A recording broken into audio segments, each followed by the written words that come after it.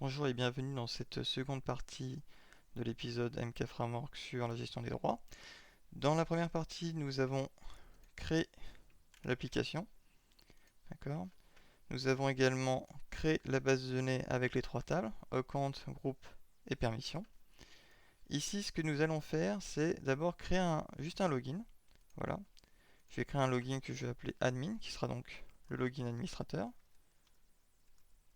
Pardon, je vais créer sur s'inscrire. Pardon. On va s'inscrire, donc je disais, je vais créer un profil que je vais appeler admin, le mot de passe comme vous voulez, je vais enregistrer, voilà. Donc là j'ai créé un premier compte qui va me permettre d'accéder à l'interface. Donc voilà, donc là je suis connecté à l'interface. Ensuite ce qu'il va nous falloir déjà, c'est pouvoir administrer les droits en eux-mêmes. Donc pour cela nous allons créer des CRUD, donc nous avons déjà vu ça dans des vidéos précédentes. Donc vous vous rendez sur la page du framework que vous avez installé sur votre ordinateur. Vous cliquez sur créer un module CRUD. Et donc, nous allons créer pour groupe, donc name, voilà. Nous allons également créer pour permission. Donc là, élément et hello deny, nous allons mettre du texte. Et pour groupe ID, par contre, là je vais renommer, je vais l'appeler groupe. Nous allons utiliser la méthode qui était générée dans le précédent podcast. Voilà. Donc là, si je clique sur le lien, je vois bien que je peux créer des permissions. Malheureusement, je n'ai rien comme groupe. Donc, ce que l'on va faire là, on va créer un menu qui nous permettra de pouvoir naviguer entre permissions et groupes et pouvoir comme ça renseigner nos différentes permissions. Donc pour cela, je cherche dans Builder comment créer un module menu. Voilà. Donc là, je vois liste. Je vais appeler ça admin. Bon, je mets groupe. Groupe. L'authentification, j'en ai pas besoin. Et l'index, ça va être l'accueil.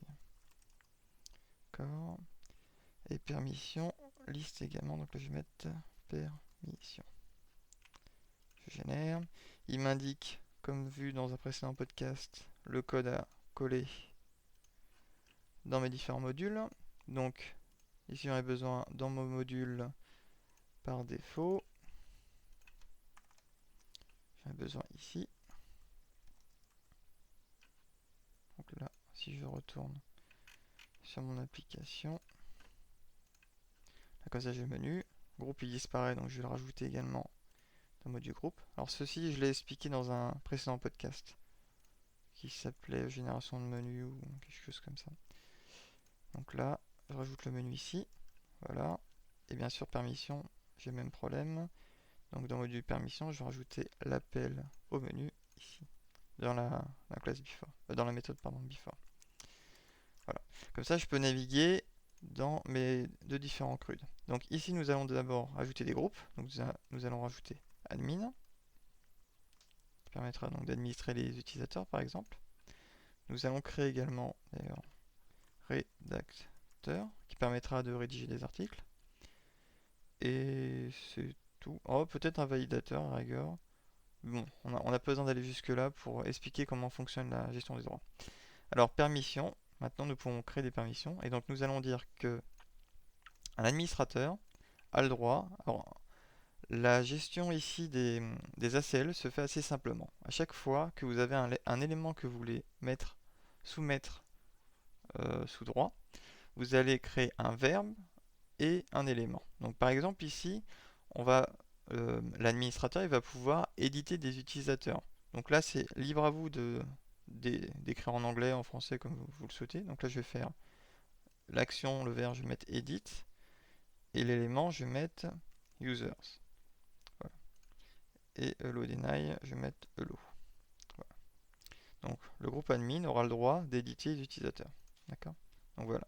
Le groupe admin hello, donc il a le droit d'éditer les utilisateurs. Alors pour information, la colonne hello n'est pas forcément utile si vous avez une gestion de groupe aussi simple que celle-ci, à savoir un utilisateur qui fait partie d'un seul groupe et dont le groupe a des permissions. La colonne hello deny sert plutôt lorsque vous avez un multigroupe. Par exemple, vous avez un utilisateur qui travaille à la comptabilité et qui est stagiaire. Dans ce cas-là, vous allez le mettre dans le groupe comptabilité et également dans le groupe stagiaire. Et le fait de le mettre sur deux groupes, vous pouvez soit rajouter des droits en disant ok, il est stagiaire, il a tel droit et il est à la comptabilité donc il a des droits en plus, mais vous pouvez également faire une gestion entre guillemets discriminante et dire il est à la comptabilité, il a tel droit, il est stagiaire, il n'a pas tel droit, donc il a telle interdiction. Donc dans ce cas-là, vous pourrez jouer avec la colonne Allow Deny pour lui supprimer des droits lorsque vous les lirez. Mais ça, c'est à vous justement, en fonction de la politique de gestion de droits que vous voulez mettre en place sur votre application, de le gérer.